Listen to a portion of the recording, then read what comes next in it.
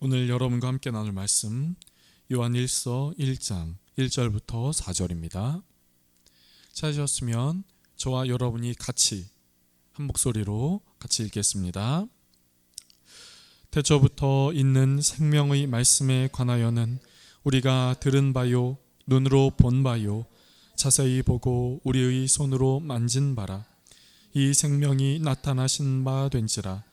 이 영원한 생명을 우리가 보았고 증언하여 너희에게 전하노니 이는 아버지와 함께 계시다가 우리에게 나타나신 바 된 이시니라.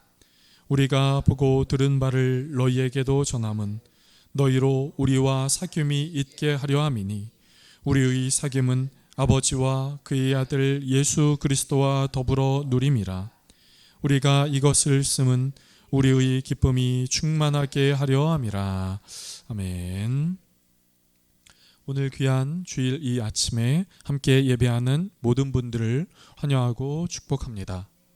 또 함께 주님을 예배할 때 예배함의 기쁨이 저와 여러분의 삶 가운데 있고 또 예배함을 통하여 하나님과 연결되고 주님과 사귀어 주님으로부터 오는 힘이 우리로 하여금 살아갈 힘을 공급해주는 은혜의 역사가 저와 여러분의 삶 가운데 있기를 축복합니다. 여러분 신앙생활을 하시다가 이런 말 혹시 들어보셨습니까?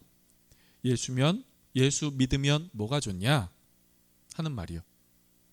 예수 믿으면 뭐가 좋냐 한 말 들어보셨습니까? 혹은 이런 말도요. 예수 믿으면 밥이 나오냐 떡이 나오냐 하는 말 들어보셨습니까? 이 말은 그 끝을 퀘스천 마크 물음표로 하고 있어서 궁금해서 물어보는 듯 하지만 사실 이 말은 궁금증이 아닌 비아냥의 말입니다. 신앙생활을 열심히 하는 사람들, 시간을 내고 에너지를 들이며 열심히 믿고 헌신 있는 신앙인들에게 그럴 필요가 있냐?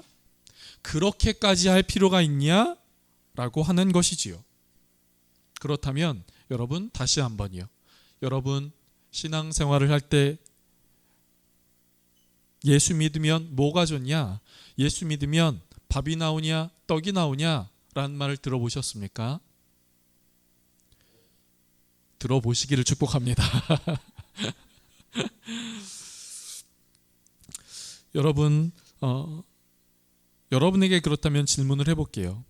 여러분 예수 믿으면 무엇이 좋습니까? 무엇이 좋죠? 여러분 예수 믿으면 건강해집니까? 아멘이 나올 줄 알았는데 여러분 예수 믿으면 건강해집니까? 맞습니다. 그런데 그렇지 않은 경우도 있습니다. 여러분 예수 믿으면 물질의 복을 받습니까? 네, 맞습니다. 그런데 그렇지 않은 경우도 있습니다. 물질의 주인이신 주님이 우리에게 물질을 주십니다. 물질을 얻을 기회도 주시지요. 그런데 그렇지 않은 경우도 있습니다. 여러분 예수 믿으면서 얻게 되는 물질이나 건강의 복은 우리에게 임합니다. 그런데 우리에게 있기도 하고 없기도 합니다. 혹은 그것이 있다가 없어지기도 합니다. 그런데 이렇게 있다가 없어지는 것이 아니라 영원한 것이 있습니다. 시간이 흘러도 변하지 않고 상황이 바뀌어도 변하지 않는 것이 있습니다. 그것은 예수 믿을 때 우리에게 얻어지는 것, 예수 믿을 때 우리에게 뭐가 좋냐, 예수 믿으면은 돈이 나오냐, 떡이 나오냐 라고 하는 그 질문 앞에 우리가 할 수 있는 것, 여러분 예수 믿으면 예수를 만날 수 있게 됩니다.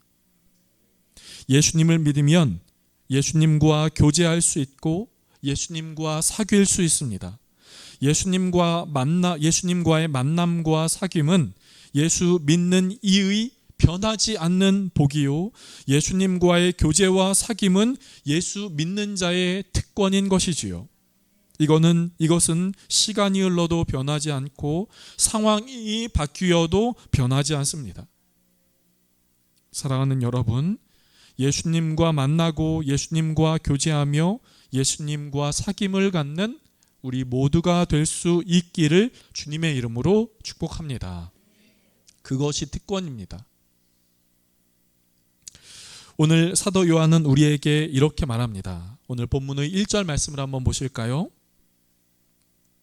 오늘 본문의 1절 말씀을 같이 한번 읽어보겠습니다.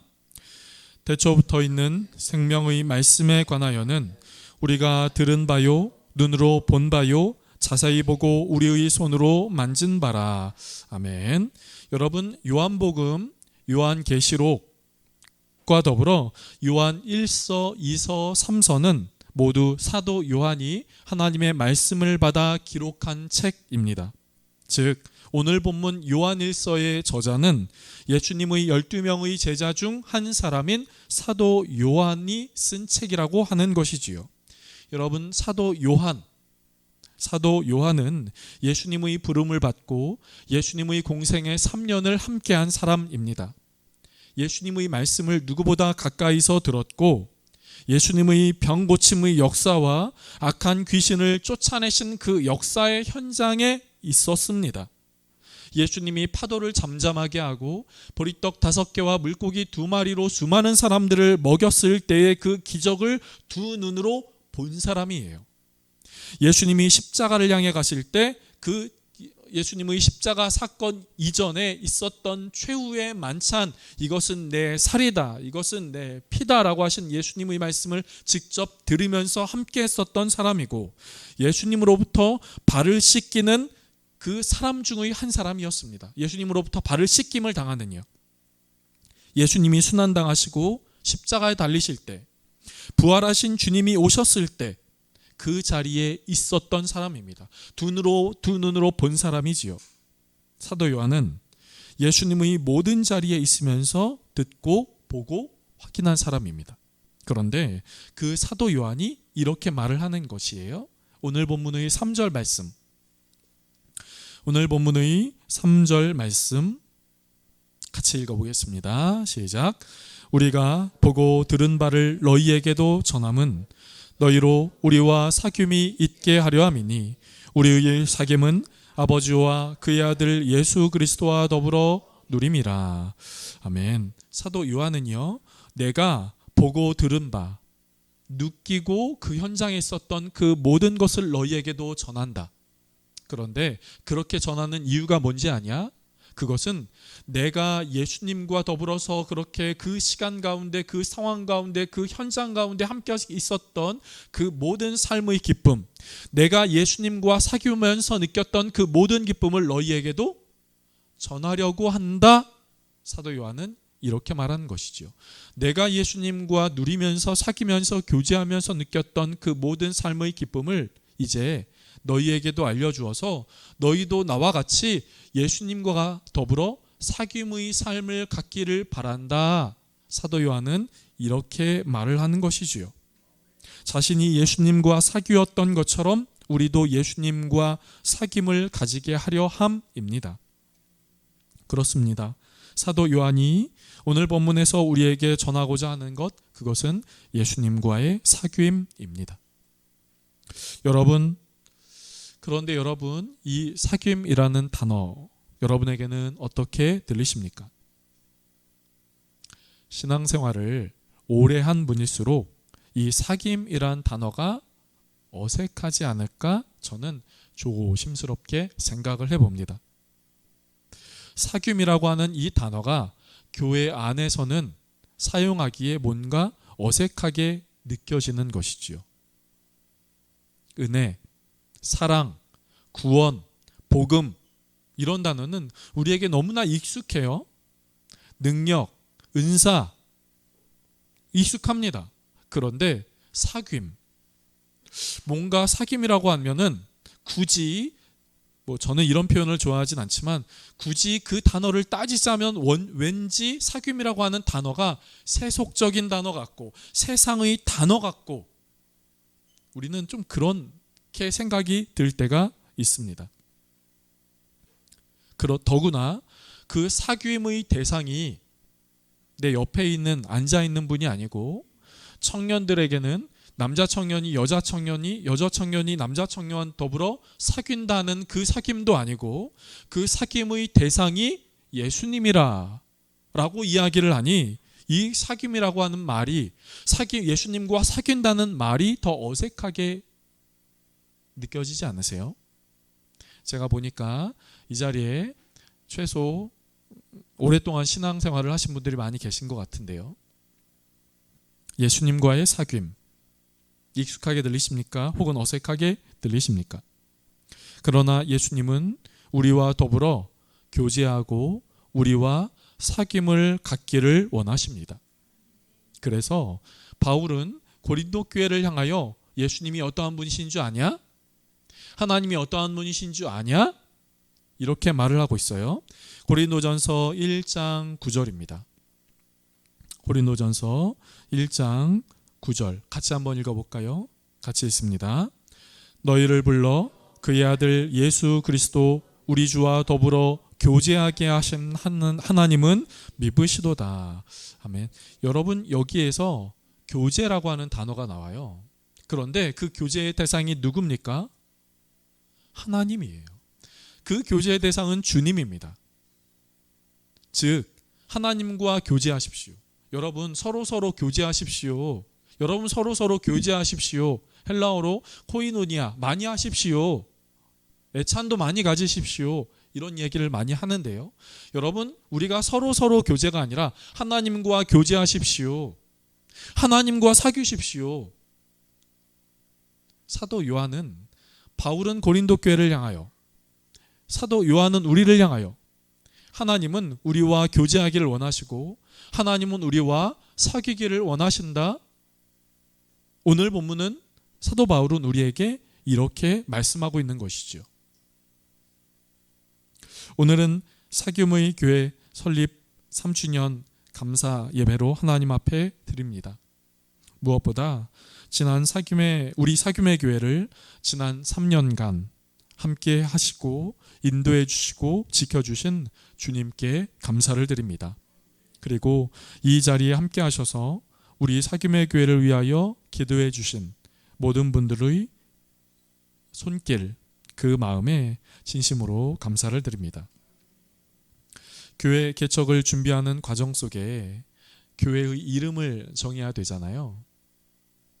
그런데 교회 이름을 정하는 것이 결코 쉽지 않습니다.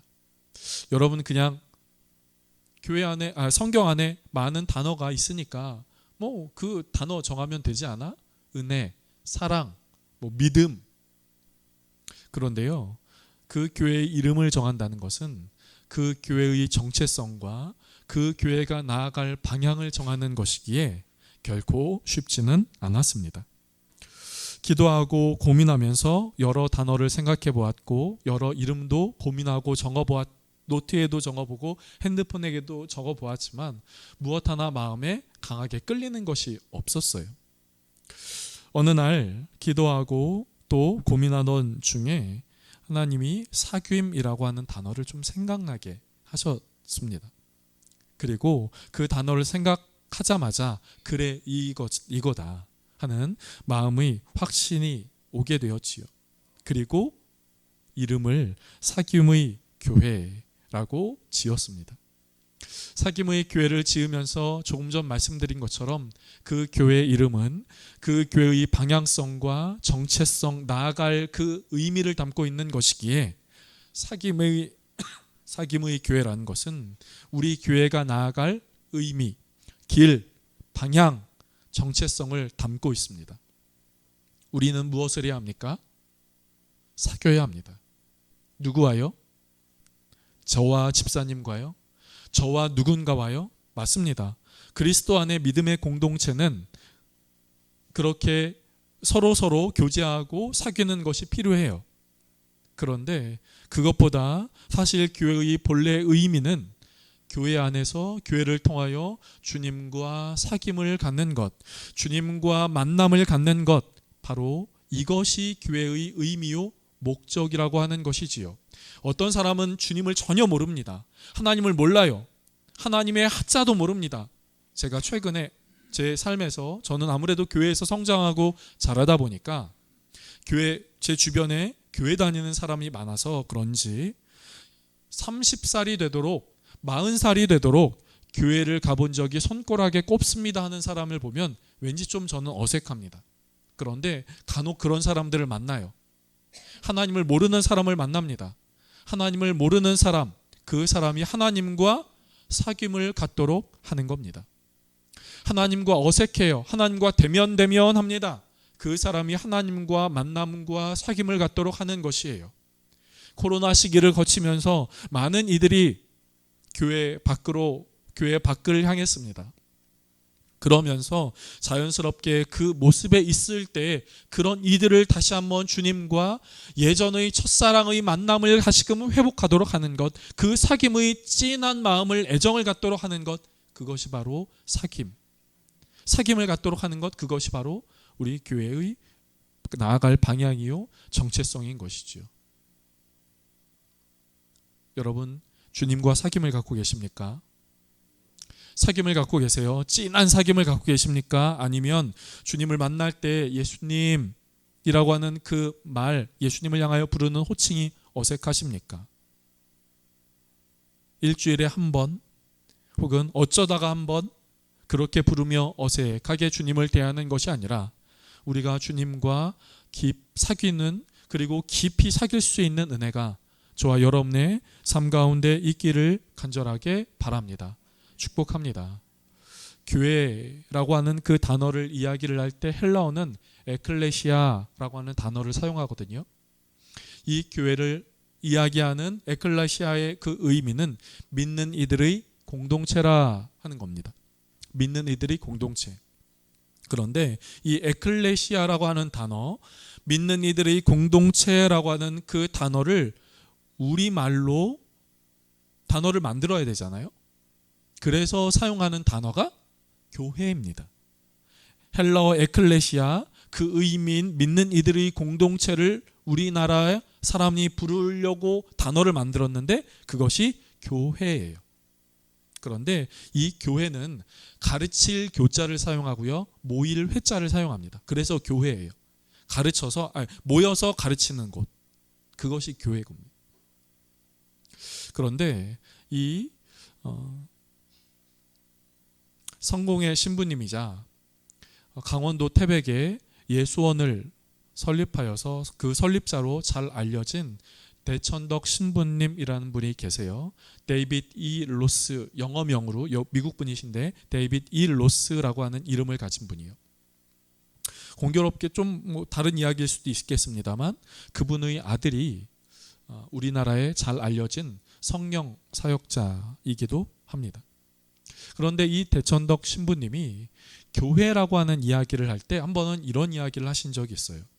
우리나라 말 교회에서 교자가 가르칠 교자라고 하는 것은 교회라고 하는 헬라어 에클레시아, 믿는 이들의 공동체의 그 진정한 의미를 담고 있지 못하다 하는 것이었어요.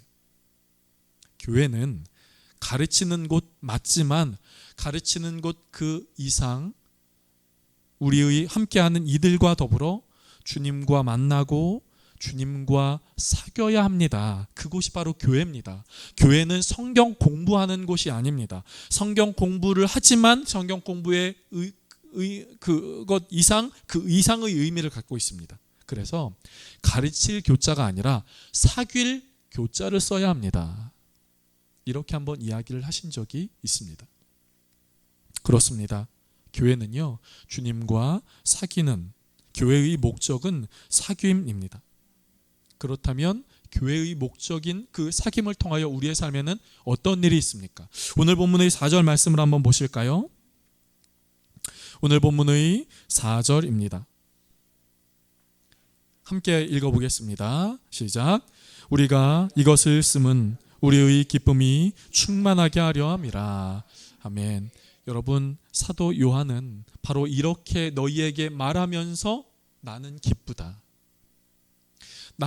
사도 요한은 나는 너희에게, 여러분 지금 읽은 4절 바로 직전이 조금 전 읽은 3절이거든요. 너희도 예수님과 사귐을 갖게 하려 함이라.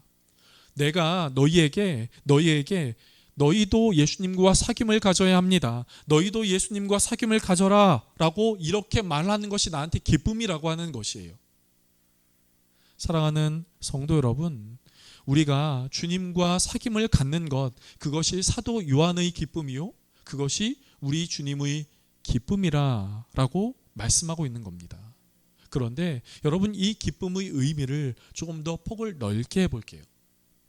여러분, 주님과 만날 때 어떠한 일이 생깁니까? 주님과 만나면 어떤 일이 생기나요? 주님과 만나면 기쁨이 생깁니다. 여러분, 주님과 만나면 기쁨이 생겨요. 언젠가 제가 한번 드린 말씀이기도 합니다. 대학교 3학년 때 저는 매일매일마다 학교 근처에서 자취를 하면서 친구들과 더불어 자취 생활을 했어요.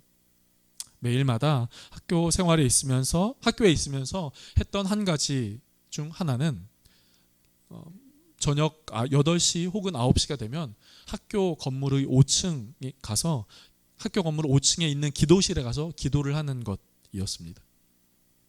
월요일부터 금요일까지 매일마다 학교에 있으면서 기도실에 갔어요. 말 그대로 눈이 오나 비가 오나 갔고, 그 다음 날이 시험이고 아주 중요한 행사가 있어도 기도를 하러 갔죠. 제가 기도하러 갔다는 게 포인트는 아니고요. 어느 날 기도하러 갔는데, 기도를 마치고 나왔는데, 기도를 마치고 5층에서 4층으로 걸어 내려오는 그 순간 저한테 막 찬양이 막 흘러나오는 거예요. 어떤 찬양인지는 모르겠어요. 그런데 찬양이 막 흘러나오는 거예요. 그러면서 제가 계단을 내려오고 찬양을 흥얼거리면서 깨달았던 것이 있습니다. 주님을 만나면 찬양이 생기는구나. 주님을 만나면 찬양이 나오는구나. 다른 말로 이야기를 하면 근심과 걱정과 염려를 갖고 있다 하더라도 주님을 만나면 그 근심과 걱정이 떠나가고 소망과 찬양이 흘러나오는구나. 그렇구나라는 것을 깨닫게 되었지요. 여러분, 주님을 만나면 근심과 염려와 걱정이 주님을 만나면 찬송으로 바뀌고 소망으로 바뀌게 되는 것을 고백하는 저와 여러분이 될 수 있기를 간절하게 바랍니다. 그렇다면 여러분, 예배 끝나고 가시면서 여러분의 입에는 어떤 이야기가 나와야겠습니까? 여러분의 마음에는 어떤 것이 나와야겠나요? 오늘 왜 이렇게 날씨가 흐린 거야? 집으로 갈게. 차 막히겠네. 집으로 갈 때 왜 이렇게 오늘 또 눈이 오는 거야? 이놈의 눈 쓰려면 얼마나 힘든 줄 알아? 날이 좋으면 또 날이 좋은데 나는 지금 뭐 하고 있나? 여러분, 예배 끝나고 가실 때 여러분의 입에서 나오는 이야기가 무엇이 되어야겠습니까? 기도하러 주님을 만났을 때, 기도 끝나고 나서 또 한번 한숨을 푹 쉬면서 이거 도대체 어떻게 해야 되나? 길이 안 보이네. 아이고 힘들어 죽겠네. 제가 너무 세게 표현을 했는데요. 여러분, 그렇게 해야 되겠습니까? 여러분, 주님을 만나는 것은 기쁨입니다. 주님을 만나고 나면 기쁨이 생기는 거예요. 주님을 만나고 났는데, 기도하고 났는데, 예배하고 났는데 똑같이 참 어떻게 살아야 하나 죽겠네, 힘드네, 고달프네, 걱정이 되네, 두렵네. 조심스럽게 이렇게 말씀을 드리고 싶습니다. 기도를 다시 해보시기를 바랍니다. 예배를 다시 드려보시기를 바랍니다. 조심스럽게 말씀을 드립니다. 예배를 잘 드리시기를 바랍니다. 예배를 진짜 드리시기를 바랍니다. 왜요? 내가 이렇게 너희에게 쓴 것은 내가 만난 주님을 너희에게 전하는 것이 나한테 기쁨이 되기 때문이야. 왜? 그 주님은 나한테 기쁨이거든. 나한테 찬송이거든. 나한테 소망이거든. 나한테 기쁨이거든. 희락이거든. 즐거움이거든. 그렇기에 이 책을 읽는 여러분이요, 주님과의 만남은 여러분의 삶 가운데 기쁨입니다. 사도 요한은 너희는 주님과 사귀어라 라고 말하면서 사귐을 사귀어라 라고 하면서 그것으로 그치지 않습니다. 사귈 때 우리에게 허락된 그 은혜가 어떠한 것인지를 우리에게 말하고 있는 것이에요. 여러분, 주님과 사귀면 우리의 마음 가운데 그런 변화가 생겨납니다. 주님과 가까이 하면 그런 변화가 생겨나는 것이에요. 여러분, 주님을 가까이 하면 가까이 할수록 주님을 마음을 알게 됩니다. 주님을 배워가요. 주님이 알아집니다. 그런데 그 주님이 어떠한 분이십니까? 근심하고 걱정하고 염려하며 두려워하고 오늘도 슬퍼하고 걱정하는 그 주님이십니까? 아니요. 그 주님은 능력의 주님이시고요. 그 주님은 소망의 주님이시고요. 그 주님은 기쁨의 주님이세요. 그래서 주님을 가까이 하면 그 주님이 나에게 흘러오게 되는 겁니다. 주님을 가까이 하면 그 능력이 나한테 가까이 오게 되는 겁니다. 주님을 가까이 하면 말할 수 없는 이 세상에서 이 세상에서 채워질 수 없는 그것이 우리의 삶 가운데 흘러오게 되는 것이에요. 사랑하는 성도 여러분, 오늘 저는 그렇기에 이렇게 말씀을 정리하고 싶습니다. 사랑하는 성도 여러분, 교회는 주님과 사귀는 곳입니다. 교회는 주님과 교제하는 곳이에요. 그렇기에 주님을 만나고 주님과 사귈 수 있는 저와 여러분의 삶 될 수 있기를 간절하게 원합니다. 찬양을 할 때 찬양만 하지 마십시오. 찬양을 할 때 멜로디만 보지 마십시오. 모르는 찬양, 아는 찬양이라고 생각하지 마십시오. 그 안에 담겨있는 가사를 한번 보십시오. 기도할 때 눈만 감지 마십시오. 우리의 기도를 들으시는 주님을 생각하십시오. 말씀을 볼 때 이 말씀을 눈으로만 보지 마십시오. 이 말씀을 통하여 나에게 하고자 하시는 그 말씀이 무엇인지를 한번 생각해 보십시오.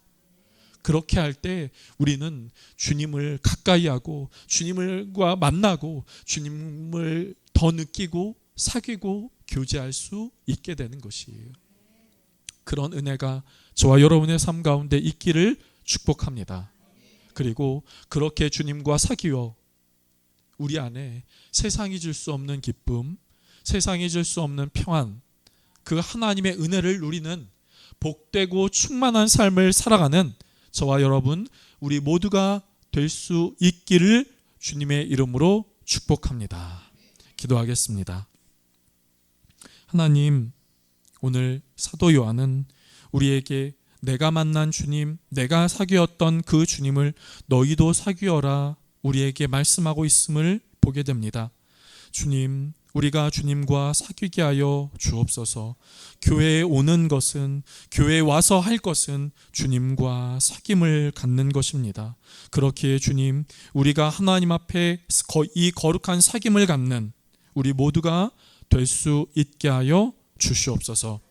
그래서 주님, 주님과 사귐을 통하여 하나님의 은혜, 하나님의 능력, 하나님의 충만한 것들이 우리의 삶 가운데 흘러오게 하여 주시고, 우리 안에 예수님으로부터 흘러온 그것들이 우리의 삶 가운데 충만케 되어지는 역사가 있게 하여 주시옵소서. 하나님과 멀리 떨어지지 않게 하여 주시고 어색해지지도 않게 하여 주시고 주님과 사귀되 깊은 사귐을 가져 그 깊은 사귐으로 인하여 이 땅 가운데 이 믿음의 길을 잘 걸어갈 수 있는 하늘의 능력이 부어지게 하여 주옵소서. 예수 믿는 것을 통하여 예수님과 사귀고 교제할 수 있는 것이 그리스도인의 축복이요 그리스도인의 특권인 것을 기억하며 살아갈 수 있게 하여 주옵소서. 감사하고 예수님의 이름으로 기도드립니다. 아멘.